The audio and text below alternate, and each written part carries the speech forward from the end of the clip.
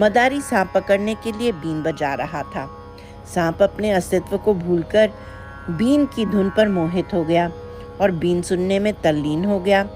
यह देख मदारी ने फंदा डालकर सांप को फंसाया और उसे पिटारे में बंद कर दिया। फिर घर घर घूमकर उससे पैसा कमाने लगा।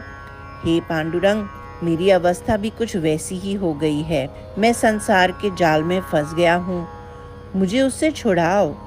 तुम्हारी कृपा न होने से संसार से मुक्त होने के मेरे प्रयास निष्फल हो गए हैं। मछुआरे के बंसी पर लगे आमिष के लालच में मछली मोहित हो जाती है और बंसी को ही आमिष समझकर उसे निगलते हुए तभी मछुआरा उसे पानी से बाहर निकालकर उसके प्राण हर लेता है। एक जंगल में एक कपोत और कपोती की जोड़ी थी। कपोती अपने बच्चों को घोंसले में रखकर चारे की खोज में चली गई। इसके पहले ही कपोती चारा लेकर बच्चों के पास आती, तभी एक बहेलिया ने जाल फेंककर पिल्लों को पकड़ लिया।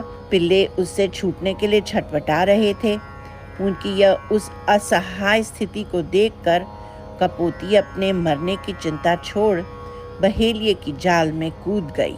कपोत बाहर सुरक्षित था, लेकिन उसने सोचा कि वे मेरे बच्चे और प्रिय पत्नी की मृत्यु के बाद जीवित रहकर मैं क्या करूँगा।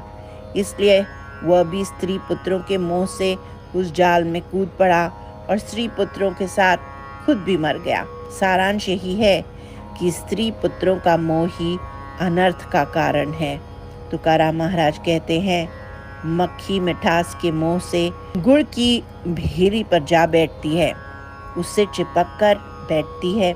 उड़ने के लिए जब वह पंख फड़फड़ाती है तो गुड़ और भी अधिक पिघलता है और मक्खी उसमें और भी अधिक चिपक कर उसमें फंसी रह जाती है।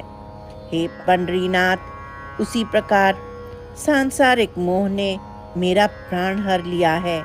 शीघ्र आओ और मुझे इस मोह से छुड़ाओ।